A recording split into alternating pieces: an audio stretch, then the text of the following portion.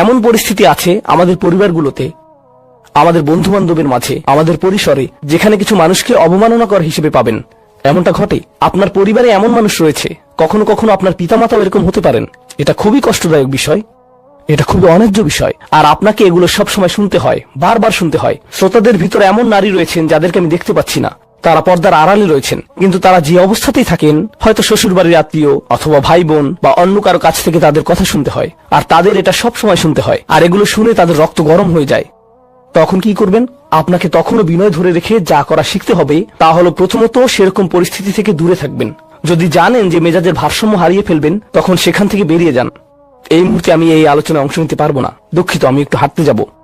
রাগে বিস্ফোরিত হয়ে যাওয়ার আগে এটা থেকে বেরিয়ে যান। এটাই প্রথমত এবং প্রধানত ইয়ামশুনা আলাল আরদি হাওনা।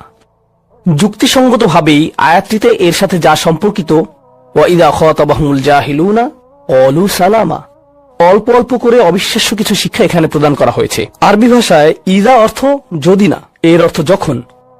যখন বিরক্তিকর ব্যক্তিরা, যখন সেই ব্যক্তিরা যাদের নিজস্ব নিয়ন্ত্রণ নেই, এরা যখন তাদের সাথে কথা বলে, যখন মূর্খ লোকেরা তাদের সাথে কথা বলে, এখানে বলা হচ্ছে না যে যদি তারা কথা বলে, বরং আয়াতে বলা হচ্ছে যখন তারা কথা বলে। আল্লাহ আমাকে এবং আপনাকে জানিয়ে দিচ্ছেন যে এমন লোক সব সময় থাকবে যারা আমাদের উদ্দেশ্যে কথা বলবে, যারা আমাদের সাথে আলোচনায় অংশ নিবে, যারা আমাদের সাথে ভাব প্রকাশ করবে। তাদের আচরণ হয়তো ভালো হবে না, এরকমটা ঘটবে, এটা এড়াতে পারবেন না। এই ধরনের অপ্রীতিকর অভিজ্ঞতার শিকার আপনাদের প্রত্যেকেই হতে হবে, আমি সহ। এমন লোক থাকবে যারা জাহেল। এখানে জাহেল অর্থ উপলব্ধি করুন। জাহেল অর্থ শুধুমাত্র মূর্খ না। যখন মুসা আলাইহিস সালামকে গরুর বাছুর সম্পর্কে জিজ্ঞেস করা হলো, তিনি বলেছিলেন যে তোমাদেরকে একটি গরু কুরবানি করতে হবে, আর তারা বলেছিল তুমি কি তামাশা করছো? আতাত্তাখিযুনা হুজুয়া, তুমি কি আমাদের সাথে উপহাস করছো? আমাদেরকে গরু কুরবানি করতে হবে? এখানে আমাদের সামনে জটিল পরিস্থিতি রয়েছে, কিন্তু কোনো গরু কুরবানির প্রয়োজন নেই। তিনি আসলেই রেগে গেলেন। আপনারা জানেন যখন মুসা আলাইহিস সালাম রেগে যান, তখন তিনি কিছু একটা করে ফেলতে পারেন। তো তিনি তৎক্ষণাৎ আল্লাহর কাছে প্রার্থনা করলেন এবং বললেন, আউযু বিল্লাহি আন আকুনা মিনাল জাহিলিন, আমি জাহেলদের অন্তর্ভুক্ত হওয়া থেকে আল্লাহর আশ্রয় প্রার্থনা করি। এর অর্থ মূর্খ নয়, কারণ স্পষ্টতই মুসা আলাইহিস সালাম ছিলেন পৃথিবীর জ্ঞানী মানুষদের একজন। তিনি অজ্ঞতা নিয়ে কথা বলছেন না। তিনি বলছেন আমি আমার আবেগের উপর নিয়ন্ত্রণ হারানো থেকে, মেজাজের নিয়ন্ত্রণ হারানো থেকে আল্লাহর আশ্রয় প্রার্থনা করছি, এমন জিনিস বলা থেকে অথবা করা থেকে যা আমি এখন করতে চাই, কিন্তু আমাকে নিজেকে সংযত করতে হবে। এখন এই উপলব্ধি থেকে আলোচ্য আয়াতটিতে আসুন। এরকম মানুষ রয়েছে যারা সবচেয়ে জঘন্য কথা বলে, কিন্তু তাদের কোনো লাগাম নেই। কথাগুলো আপনার হৃদয় থেকে এসে মস্তিষ্ক হয়ে এরপর তা জিহ্বাতে যাওয়া উচিত, কিন্তু এই পথে কিছুটা লাগাম থাকতে হবে। আমার হয়তো এটা বলা উচিত না। সালামের আগমনের এবং কোরআন নাজিলের অনেক আগে থেকে বহু শতাব্দী ধরে পৃথিবী একটি নির্দিষ্ট পন্থায় পরিচালিত হয়েছে। অতীতকালের প্রচলিত কিছু জীবন পদ্ধতি নিয়ে আমি আপনাদের মনোযোগ আকর্ষণ করতে চাই, যা পৃথিবীতে আধিপত্য বিস্তার করেছিল। এটা ছিল খ্রিস্টানদের একটা জীবন পদ্ধতি, কিন্তু অন্য সভ্যতাগুলোতেও এর উপস্থিতি পাওয়া যায়। চাইনিজ সভ্যতা, ভারতীয় সভ্যতা, পারস্য সভ্যতা ইত্যাদি। সমাজকে বিন্যস্ত করার জন্য তাদের নির্দিষ্ট পন্থা ছিল। আমি এখানে খ্রিস্টানদের উদাহরণ দিব। তাদের এরকম ধারণা ছিল যে কিছু মানুষ শাসন করার জন্যই জন্মেছে, কিছু মানুষ রাজকীয় রক্ত নিয়ে জন্মেছে, আর সৃষ্টিকর্তা চান যে এই লোকগুলোই পৃথিবী শাসন করুক। যেহেতু ইতিমধ্যেই তাদের শাসন ক্ষমতা রয়েছে, এর অর্থ সৃষ্টিকর্তা এরকমটাই চান, এটাই সৃষ্টিকর্তার ইচ্ছা। এই শাসকরা হলো বিশেষ মানুষ। কোনো কৃতকর্মের জন্য তারা বিশেষ মর্যাদা সম্পন্ন না, বরং তাদের বিশেষত্ব শুধুমাত্র বংশ পরিচয়ের কারণে। শুধুমাত্র জন্মগ্রহণের মাধ্যমেই তারা বিশেষ। তারা সাধারণ মানুষের চাইতে উত্তম।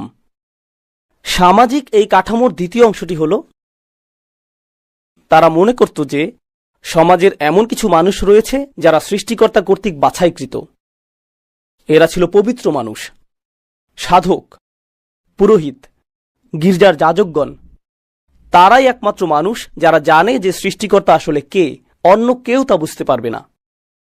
এই লোকগুলোই ধর্ম বুঝতে পারে, এই লোকগুলোই সৃষ্টিকর্তার বিধানগুলোকে বুঝতে পারে, আর একমাত্র এই লোকগুলোই সৃষ্টিকর্তার প্রতিনিধি হয়ে কথা বলতে পারে। যদি কেউ তাদের সাথে দ্বিমত পোষণ করে, তাহলে সে কোনো মানুষের সাথে দ্বিমত পোষণ করছে না, বরং স্বয়ং সৃষ্টিকর্তার সাথেই দ্বিমত পোষণ করছে। তো এই দুটি শ্রেণী, একদিকে ছিল রাজকীয় অভিজাত শ্রেণী, আর অন্যদিকে ছিল আধ্যাত্মিক অভিজাত শ্রেণী। আধ্যাত্মিক অভিজাত শ্রেণী আর এই দুটি অভিজাত শ্রেণীর মধ্যে যোগসাজশ ছিল, তাদের মধ্যে অংশীদারিত্বের সম্পর্ক ছিল।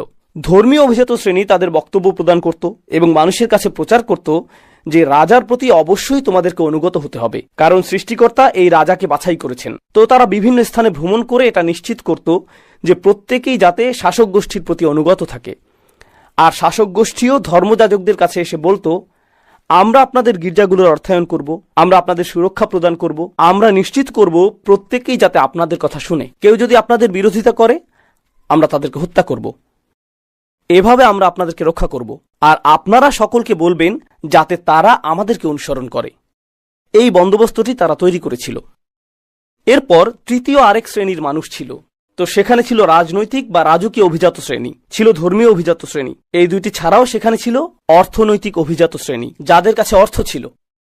ধারণাটি এমন ছিল যে সৃষ্টিকর্তা কিছু মানুষকে অন্যদের তুলনায় অধিক সম্পদ দান করেছেন, আর স্পষ্টতই তিনি যদি তাদেরকে সম্পদের আধিক্য প্রদান করেন এর অর্থ তিনি তাদেরকে অন্যদের তুলনায় বেশি ভালোবাসেন। তাই তারাই কর্তৃত্বের দাবিদার, তারাই ভূমির মালিকানার দাবিদার, তারাই সকল অর্থের দাবিদার, আর আমরা রয়েছি তাদের সেবা করার জন্য। এটাই আমাদের অবস্থান। তো আপনি এটাকে তৃত্ববাদ বলতে পারেন। সমাজের জন্য এটা একটা অপবিত্র তৃত্ববাদ। সেখানে ছিল শাসক গোষ্ঠী, সেখানে ছিল ধর্মীয় অভিজাত, আর সেখানে ছিল সম্পদশালী অভিজাত, আর বাকিদেরকে বলা হতো সাধারণ মানুষ। আমরা বাকি সকলে সাধারণ মানুষ, তাই না?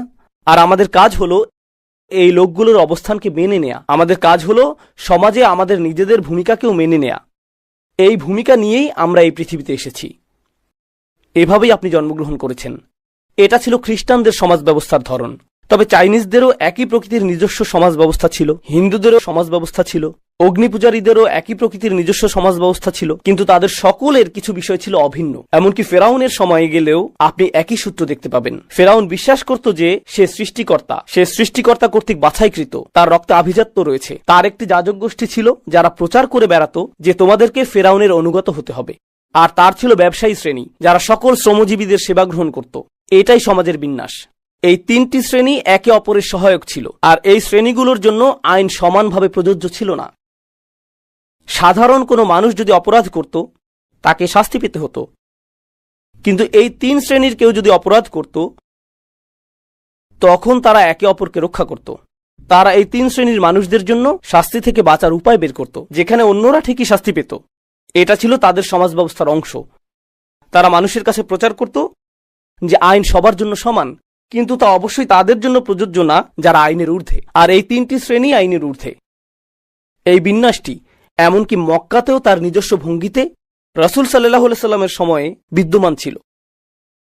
কুরাইশরা মনে করত যে কাবার তত্ত্বাবধানের জন্য তারা বাছাইকৃত। তারা মক্কার রাজকীয় অভিজাত শ্রেণী। আরবে বিভিন্ন ধর্মীয় শ্রেণীর মানুষ ছিল, ছিল বিভিন্ন প্রতিমা, বিভিন্ন বিশ্বাস, আর সকলেই কুরাইশদেরকে সমীহ করে চলত। সকলেই। কুরাইশদের সাথে ঝামেলা করা যাবে না, তারা সুরক্ষিত সম্প্রদায়। সেজন্যই কুরাইশরা যখন ব্যবসার উদ্দেশ্যে ভ্রমণ করত কেউই তাদেরকে আক্রমণ করত না, কারণ তারা সুরক্ষিত ছিল ধর্মীয় শ্রেণী দ্বারা। আর এমন লোকও ছিল যারা প্রচুর সম্পদের অধিকারী। যখন কোরআন নাজিল হল, যখন আল্লাহ রাসূল সাল্লাল্লাহু আলাইহি সাল্লামের কাছে তার চূড়ান্ত ওহী প্রদান করলেন, এটা একেবারে শুরু থেকেই ছিল একটা বিপ্লব। আল্লাহ আমাদেরকে শিক্ষা দিচ্ছেন যে তিনি ছাড়া আর কারো উপাসনা করা যাবে না, আর তিনি সকল মানুষকে সৃষ্টি করেছেন একজন মাত্র মানব থেকে, আদম আলাইহিস সালাম থেকে, যার অর্থ অভিজাত রক্ত এবং কৃষকের রক্ত, দাসের রক্ত এবং দাসের মালিকের রক্ত, ধনীর রক্ত এবং দরিদ্রের রক্ত, সবগুলো একমাত্র আদম আলাইহিস সালামের রক্ত। এতে কোনো পার্থক্য নেই। আর যখন তারা আল্লাহর উদ্দেশ্যে নামাজ পড়বে, সেখানে অভিজাতদের জন্য আলাদা কাতার থাকবে না। দ্বিতীয় কাতার ধর্মীয় অভিজাতদের জন্য, তারপর তৃতীয় কাতার অর্থশালী অভিজাতদের জন্য, আর তারপর দরিদ্র মানুষ পেছনের কাতারে থাকবে। এরকমটা হবে না। যখন মুসলিমরা নামাজের জন্য দাঁড়ায়, হামজা রাদিয়াল্লাহু তাআলা আনহুর মতো উচ্চ মর্যাদা সম্পন্ন ব্যক্তিরা যেই কাতারে দাঁড়াবে, সেখানে বিলাল রাদিয়াল্লাহু তাআলা আনহুর মতো দাসেরাও থাকবে। তারা সকলে একই কাতারে দাঁড়াবে। এটা শুধুমাত্র তাত্ত্বিকভাবেই সমতার কথা বলে না, বরং এটা বাস্তবেই প্রতীয়মান। প্রতিটি নামাজে যখন মুসলিমরা একসাথে দাঁড়ায়, এতে প্রদর্শিত হয় যে সকল মানুষ সমান। আপনি সকল ধরনের উপাধি ত্যাগ করেন। যদি কেউ অভিজাত হয়, যদি কেউ গবেষক হয়, যদি কেউ ব্যবসায়ী হয়, যদি কেউ মন্ত্রী হয়, সে যাই হোক, বাইরে সেই আভিজাত্যের জুতাগুলো তাকে খুলে ফেলতে হয়। তারা আল্লাহর ঘরে আসে, আর তখন তারা শুধুই আল্লাহর বান্দা। তারা সম্পূর্ণরূপে সমান, তাদের মধ্যে কোনো শ্রেণীবিন্যাস নেই। তবে কোরআনে অভিনব এক শ্রেণীবিন্যাসের কথা বলা হয়েছে। এরকম একটা বিষয় আসলেই রয়েছে যে কিছু মানুষ অন্যদের তুলনায় উত্তম। কিন্তু কোরআন কিভাবে এটাকে সংজ্ঞায়িত করেছে? ইন্না আক্রামাকুম ইনদাল্লাহি আতকাকুম।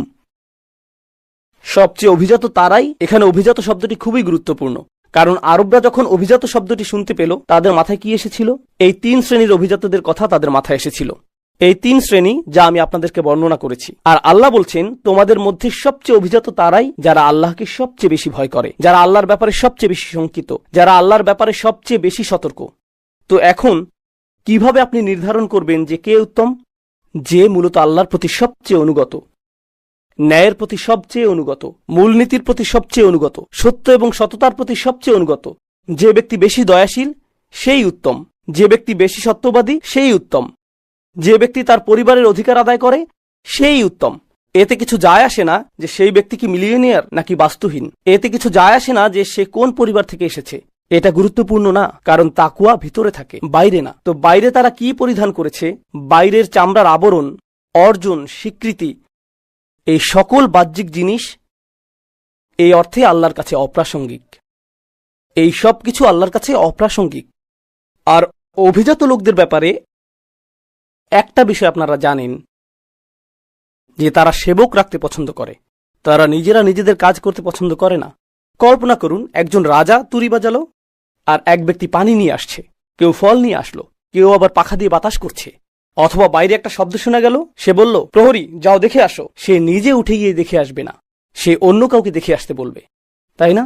আল্লাহ কোরআনে কি করেছেন? তিনি এই অভিজাতদের উদ্দেশ্যে কথা বলছেন। প্রসঙ্গক্রমে মক্কি যুগের বেশিরভাগ কোরআনের আয়াত যদি আপনি মনোযোগ দিয়ে পড়েন, কোরআনের প্রাথমিক নাজিলকৃত অংশটি অভিজাতদের উদ্দেশ্যে কথা বলছে। তাদের উদ্দেশ্যেই তিনি বলছেন, বিত্তশালীদের উদ্দেশ্যে বলছেন, প্রভাবশালীদের উদ্দেশ্যে বলছেন। যেমন আল্লাহ বিচার দিবসে বলবেন, তোমার নিরাপত্তা রক্ষীদের কি হলো? তোমার নিরাপত্তা রক্ষীদের কি হলো? তোমার সেবকরা কোথায়? তুমি একা কেন? আর বিচার দিবসে তাকে অপমানিত হতে হবে। আল্লাহ বলবেন, যুক ইন্নাকা আনতাল আজিজুল করিম মা লাকুম মিন দুনিল্লাহি মিন ওয়ালি ওয়ালা নাসির। তাদের কোনো রক্ষাকারী অথবা সাহায্যকারী থাকবে না। যখন রাজা বিপদে পড়ে, সে গির্জার কাছে যায়। যখন গির্জা বিপদে পড়ে, তারা রাজার কাছে যায়। যখন উভয়ই বিপদে পড়ে, তখন তারা যায় বিত্তশালীর কাছে। তারা একে অপরের সহায়তা পায়। বিচার দিবস শুরু হলো, সে বলবে, আমার লোকজন কোথায়? কাকে আমি এখন কল করব? আমার তো কারো কাছে যাওয়ার জায়গা নেই। কোরআন ধ্বংস করেছিল এই শ্রেণীবিন্যাসের স্বীকৃতি।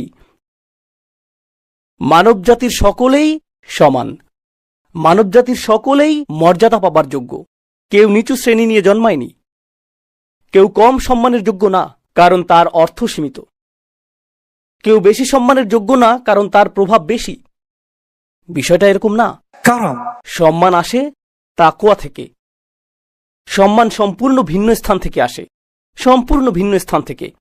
আর এই ধারণাটিকে চমৎকার মনে হয়, কিন্তু এটা একই সাথে বিপজ্জনক ধারণা। এটা আসলেই বিপজ্জনক ধারণা। কারণ আপনি যদি এই ধারণাটি গ্রহণ করেন, তখন আপনি মানুষকে কিছু করতে বলবেন আর তারা সেটাকে প্রশ্নবিদ্ধ করবে না, এমনটা হবে না। কারণ যদি আমি আপনাকে কিছু করতে বলি, সেক্ষেত্রে আমাকে প্রশ্ন করার অধিকার আপনার রয়েছে। আপনি এটা কোথা থেকে পেয়েছেন? আপনার যুক্তি প্রমাণ কি? হাতু বুরহানাকুম ইন কুনতুম সাদিকিন। আপনার যুক্তি প্রমাণ হাজির করুন।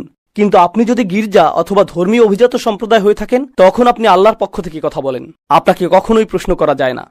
কেউ আপনাকে প্রশ্ন করতে পারে না, কারণ আপনাকে প্রশ্ন করা স্বয়ং সৃষ্টিকর্তাকে প্রশ্ন করারই শামিল। প্রশ্ন করলে তো ভাবমূর্তি ধ্বংস হয়ে যাবে।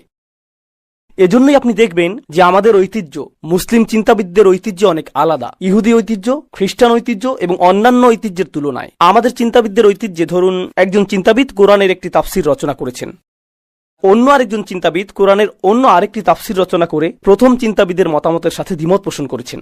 তিনি এমনটা লিখেছেন, আর এই কারণে আমি তার সাথে দ্বিমত পোষণ করি। তখন কেউ এটা দেখে এই কথা বলে না যে দেখো এটা তো কুফর, কিভাবে সে এই চিন্তাবিদের সাথে দ্বিমত পোষণ করছে। না, এখানে কেউই যাজক না, এখানে কেউই অতি পবিত্র না, ওনারা সকলেই মানুষ যারা সর্বোচ্চ চেষ্টা করেছেন আল্লাহর বাণীকে উপলব্ধি করার। তারা একে অপরের সাথে মতবিরোধ করতে পারেন, বিতর্ক করতে পারেন, আর এটাই আসলে আমাদের ধর্মের শক্তিমাত্রা। ইসলাম আগমনের আগে কৌতূহল জাগ্রতকারী আরেকটা বিষয় ঘটেছিল, আর তা হলো বাইবেল সবার জন্য সহজলভ্য ছিল না। আপনি বাইবেল হাতে নিয়ে পড়া শুরু করতে পারতেন না। আপনাকে যথাযথ কর্তৃপক্ষের কাছে যেতে হতো, তারাই আপনাকে বলবেন যে এটা কি বলছে। তাওরাত এবং বাইবেল গ্রন্থ আকারে মানুষের কাছে ছিল না।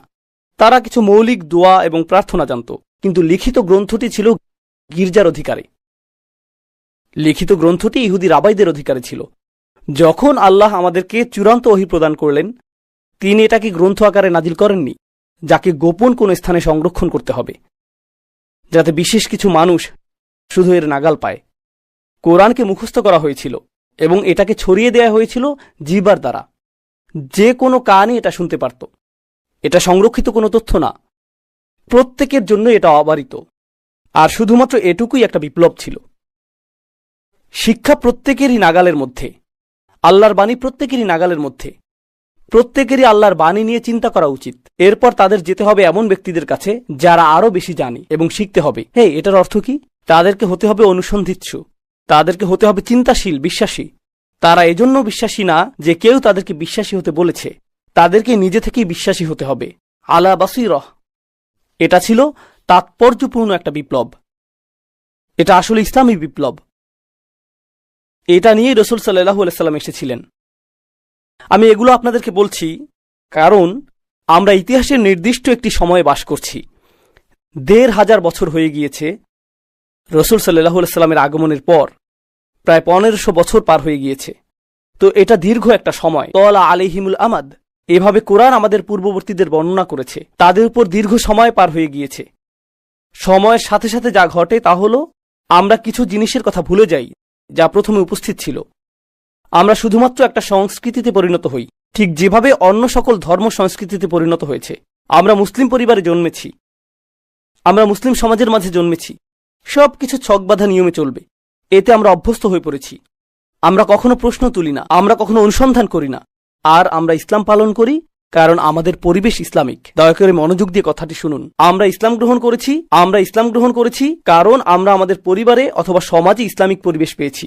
তো আমাদের ইসলাম ভিতর থেকে আসেনি, এটা এসেছে পরিবেশ থেকে যা থাকে বাইরে। কিন্তু এখন সময় পরিবর্তিত হয়েছে।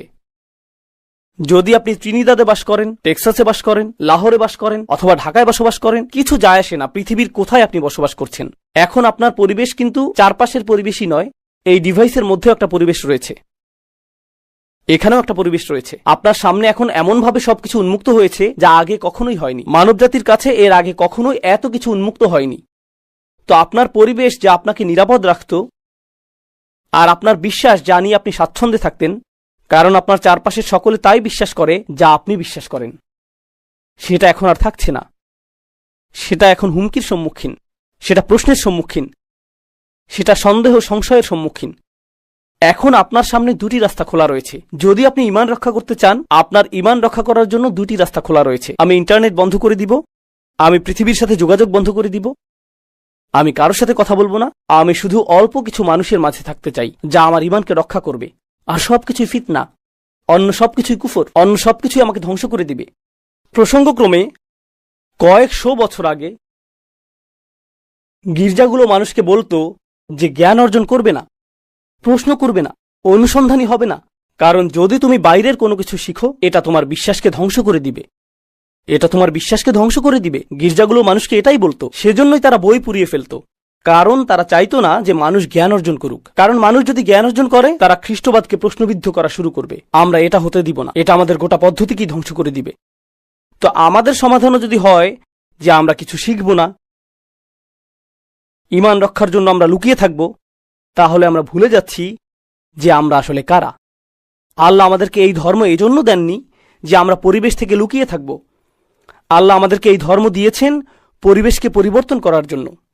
এজন্যই আসলে তিনি এই ধর্ম প্রদান করেছেন। এই ধর্ম ফিতনা থেকে পালিয়ে যায় না, বরং ফিতনাকে নির্মূল করে দেয়।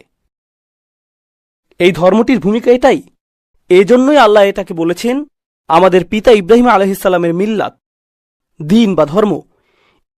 ইব্রাহিম আলাইহিসসালামের চারপাশ শিরকে পরিপূর্ণ ছিল, আর তিনি প্রতিনিয়ত এটাকে প্রশ্নবিদ্ধ করেছিলেন। তিনি প্রতিনিয়ত প্রশ্ন করেছিলেন আর এটাকে চ্যালেঞ্জ করেছিলেন। আমরা ইব্রাহিম আলাইহিসসালামের ধর্মকে ধারণ করতে পারবো না যদি আমাদের অভ্যন্তরে এমন কিছু না থাকে যা আমাদের ঈমানকে পরিচালিত করে। আমার সাথে সাথে শুধু এই বিষয়টি চিন্তা করুন, সেই মানুষেরা যারা সর্বপ্রথম কোরআন শুনেছিল, আমরা এই বিষয়ে সাধারণত চিন্তা করি না যে যখন কোরআন নাজিল হচ্ছিল, অধিকাংশ মানুষ যারা কোরআন শ্রবণ করেছে তারা মুসলিম ছিল না। যখন কোরআন প্রথমে নাজিল হচ্ছিল আর রাসূল সাল্লাল্লাহু আলাইহি ওয়াসাল্লাম আয়াত তেলাওয়াত করছিলেন, বেশিরভাগ কান যেগুলোতে কোরআন প্রবেশ করছিল সেগুলো মুসলিমদের কান ছিল না। এর আগে তারা কয়েকশো বছর ধরে অমুসলিম থেকেছে। কোরআনের প্রতিটি আয়াত তাদের সংস্কৃতিকে প্রশ্নবিদ্ধ করেছে, এটা তাদের পরিবার প্রথাকে প্রশ্নবিদ্ধ করেছে, এটা তাদের পরিবেশকে প্রশ্নবিদ্ধ করেছে, এটা তাদের জীবন পদ্ধতিকে প্রশ্নবিদ্ধ করেছে, এটা সব কিছুকে প্রশ্নবিদ্ধ করেছে। কেন তারা পরিবার ত্যাগ করবে, সংস্কৃতি ত্যাগ করবে, স্বাধীনতা ত্যাগ করবে, সব কিছু ত্যাগ করে এই বাণী কেন গ্রহণ করবে? এটা আসলে কি? আল্লাহর বাণীটিতে শক্তিশালী কিছু ব্যাপার রয়েছে। আল্লাহর বাণীতে অতি প্রাকৃতিক অলৌকিক কিছু ব্যাপার রয়েছে। কল্পনা করুন, ইসলামের আগমনের পূর্বে তারা যা ইচ্ছা খেতে পারত, তারা যা খুশি তা করতে পারত, তারা যাকে ইচ্ছা হত্যা করতে পারত, তারা যেভাবে ইচ্ছা সেভাবে ব্যবহার করত, তারা যা ইচ্ছা তাই বলতে পারত। এরপর ইসলাম আসলো এবং সীমাবদ্ধতা আরোপ করলো। তারা কি খেতে পারবে, কাকে তারা বিবাহ করতে পারবে, তাদের আচরণ কেমন হবে, কিভাবে তারা ব্যবসা করবে। কেন আমি এই সকল সীমাবদ্ধতা মেনে নিচ্ছি? আমি তো এর আগে স্বাধীন ছিলাম, কেন আমি এর অনুসরণ করছি? এটা অতিরিক্ত কঠোর। প্রসঙ্গক্রমে আপনি এখন মুসলিম তরুণদের কাছ থেকে এই একই রকমের প্রশ্ন শুনবেন। মুসলিমরা বলে ইসলাম অনেক বেশি কঠোর, এটা অনেক বেশি সীমাবদ্ধকারী। আর আমি বলি আপনার এই প্রশ্ন নতুন না। প্রকৃতপক্ষে মুশরিকরা এই প্রশ্নটি কয়েক হাজার বছর আগে তুলেছিল। 1500 বছর আগে যখন কোরআন প্রথম নাজিল হয়, কেন আমি ধর্মটি গ্রহণ করব যা আমার উপর সীমাবদ্ধতা চাপিয়ে দেয়, যেখানে আমি এটা ছাড়া মুক্ত থাকতে পারি? শিরক অনেক বেশি সহজ, মুশরিক হওয়াটা অনেক বেশি উদারপন্থী, যেখানে ইসলাম অনেক বেশি রক্ষণশীল, তাই না? প্রশ্ন হলো, কেন তারা এটা গ্রহণ করলেন? তারা শুধু এটা গ্রহণই করলেন না, বরং এর জন্য জীবন দিতেও প্রস্তুত ছিলেন। তাদেরকে নির্যাতন করা হয়েছিল, প্রহার করা হয়েছিল, কিন্তু তাদেরকে ইসলাম মুক্ত করা যায়নি। তাদেরকে দ্বিখণ্ডিত করে ফেলা হয়েছিল, কিন্তু তারা লা ইলাহা ইল্লাল্লাহ ত্যাগ করেনি। কি ঘটে যাচ্ছে এখানে? এমনকি তাদের পরিবার তাদের কাছে এসে বলেছে, কুনতা ফিনা মারজুয়া, আমরা তোমাকে ভালোবাসতাম, তোমার প্রতি আমাদের আশা ভরসা ছিল, কেন তুমি এরকম হয়ে গিয়েছো? তোমার ভেতরে কোন জিনিসটা পরিবর্তিত হয়ে গিয়েছে? কোনো একটা জ্ঞান তাদের কাছে এসেছিল, যার দ্বারা তারা বাইরের মিথ্যাগুলোকে দেখতে পারছিলেন। এরপর এখন তারা সত্যের প্রতি দৃঢ় প্রতিজ্ঞ। এটা শুধু তখনই ঘটবে যখন কারো ভিতরে বাসীরহ থাকবে। তারা নিজেরাই দেখতে পারে যে এটা আল্লাহর বাণী, তারা নিজেরাই অনুভব করতে পারে যে এটা আল্লাহর বাণী। পৃথিবীতে অনেক মুসলিম রয়েছে, কোটি কোটি মুসলিম রয়েছে সারা পৃথিবী জুড়ে। যদি আমাদের বেশিরভাগ মানুষই শুধুমাত্র এজন্যই মুসলিম হই কারণ আমাদের পিতামাতা মুসলিম, কারণ আমাদের আশেপাশের পরিবেশ মুসলিম, তাহলে আমাদের ইসলাম সংকটের মধ্যে আছে। আমাদের ইসলাম সংকটের মধ্যে রয়েছে কারণ আশেপাশের পরিবেশ পরিবর্তিত হচ্ছে, আর যখন আশেপাশের পরিবেশ পরিবর্তিত হয়ে যাবে তখন ইসলামও পরিবর্তিত হয়ে যাবে। যেই জিনিসটি আমাদের ইসলামকে অব্যাহত রাখবে, আশেপাশের পরিবেশ পরিবর্তিত হোক বা না হোক, কোনো কিছু এটাকে প্রভাবিত করবে না যদি ইসলাম ভেতর থেকে আসে, বাইরে থেকে না। এটা ভিতর থেকে আসতে হবে। আমি আমেরিকায় থাকি, কখনো কখনো তরুণ ছেলেরা এসে আমাকে বলে, ওস্তাদ, আমেরিকায় মুসলিম হিসাবে বসবাস করা আসলেই কঠিন। আর আমি বলি, আমার জীবনে এর চেয়ে অদ্ভুত কথা আর শুনিনি। আমেরিকায় মুসলিম হিসাবে বসবাস করা খুবই কঠিন। যখন 2+2=4 হয়, এটা ত্রিনিদাদে মেনে নেওয়া কঠিন না যে 2+2=4। আর কানাডা এটা মেনে নেওয়া অধিকতর কঠিন না, অন্য কোনো স্থানেও এটা অধিকতর কঠিন না। আগুন উত্তপ্ত, আমেরিকাতে আগুনে হাত দেওয়া আসলেই অনেক কঠিন। না না না, আগুন উত্তপ্ত, তা যেখানেই থাকুক না কেন। সত্য তো সত্যই, আশেপাশের পরিবেশ আমার ঈমানকে দুর্বল করে দিবে। জানেন এই ধারণাটির মানে কি? আপনার ঈমান শুধুই আশেপাশের পরিবেশ থেকে এসেছে, সেজন্যই এটা দুর্বল। আপনার ঈমান ভেতর থেকে আসেনি।